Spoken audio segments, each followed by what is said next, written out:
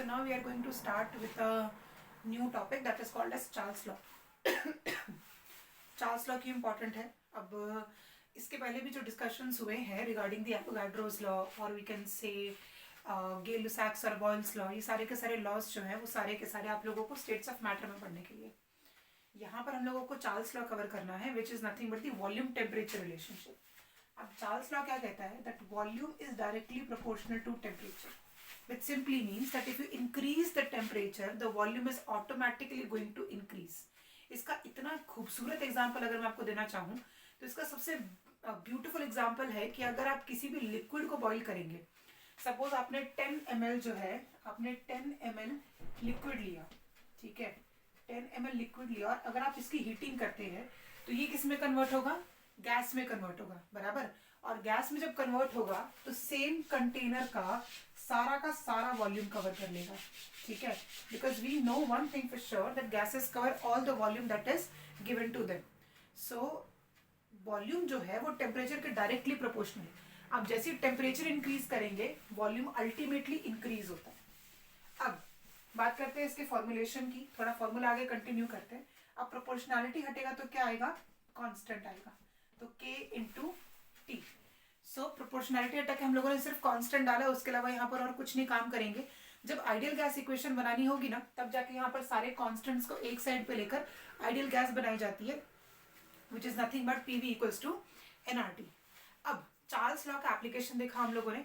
एक और एप्लीकेशन मैं आपको बहुत अच्छा एप्लीकेशन बताती हूँ चार्ल्स लॉ का, कि ठंडी के सीजन में क्या होता है ना कि the general balls such as basketball, football, even tires, they lose gas क्योंकि टेम्परेचर डाउन हो जाता है.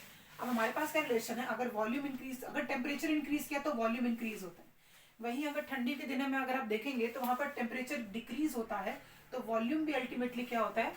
डिक्रीज होता है. तो ठंडियों में जैसे कि दिसंबर का महीना हो गया, जनवरी का महीना हो गया, उस टाइम पे नोटिस करना तो आप लोगों की जो भी व्हीकल होगा उसके जो टायर्स होंगे वो बहुत जल्दी वॉल्यूम लूज करते हैं, वो उनमें बहुत ज्यादा जल्दी एयर भरवाना पड़ जाता है. तो that is all because if the temperature is decreasing the volume of the gas also decreases, and that is one reason कि ठंडियों के सीजन में आप लोगों को हमेशा अपने गाड़ियों के टायर्स हमेशा चेक करते रहने चाहिए, because of this exact Charles law phenomenon. अब इसका और अच्छे से एक्सप्लेनेशन अगर मैं डायरेक्टली प्रोपोर्शनल रिलेशनशिप दिखाने जाऊं तो मैं आपको ये अच्छा रिलेशनशिप दिखा सकती हूँ ग्राफ की मदद से. देखो डायरेक्टली प्रोपोर्शनल है ना, तो अगर मैं यहाँ पर टेम्परेचर रखूं, नहीं चलो यहाँ पर वॉल्यूम रखते हैं और यहाँ पर टेम्परेचर रखते हैं. अब इंपॉर्टेंट क्या है? देखो जब भी आप लोग वॉल्यूम रख रहे हो ना, वॉल्यूम तो ठीक है, वॉल्यूम तो आपका लीटर्स में या ml में यूज कर सकते हैं, बट टेम्परेचर हमेशा केल्विन्स में होना चाहिए, ठीक है. डिग्री सेल्सियस की प्लॉटिंग मत किया करो. डिग्री सेल्सियस की प्लॉटिंग जो है ना वो IUPAC के हिसाब से रॉन्ग होती है. मोस्टली कोशिश करो कि कन्वर्ट करो. देखो कन्वर्जन यूनिट में सब में 273 प्लस करना होता है ना, 273.15 to be precise. So you are adding the same quantity to every degree Celsius ना, so the difference or the distance that you are leaving on the graph is going to be equivalent if you put Celsius, at the same time if you put kelvins. So try to put the Kelvin scale, it is more appropriate according to the IUPAC rules.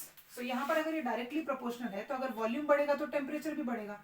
तो देखो ऐसा कुछ graph हमारे पास available होता है. ये मैंने थोड़ा सा ज्यादा इंक्लाइन दिखा दिया वॉल्यूम के लिए, थोड़ा सा अच्छे से, हाँ थैंक गॉड. सो ये आपका वाई एक्सिस, ये आपका एक्स एक्सिस और ये रहा आपका ग्राफ डायरेक्टली प्रोपोर्शनल के लिए. Temperature is increasing with respect to volume. आप टेम्परेचर बढ़ाओगे तो किसी भी चीज का वॉल्यूम अल्टीमेटली इंक्रीज होगा, और अगर आप टेम्परेचर डिक्रीज करोगे, सपोज अगर मैं इसको डिक्रीजिंग बनाऊंगी तो दोनों की दोनों चीजें बराबर समय पर डिक्रीजिंग बनेगी. So this is everything about Charles law.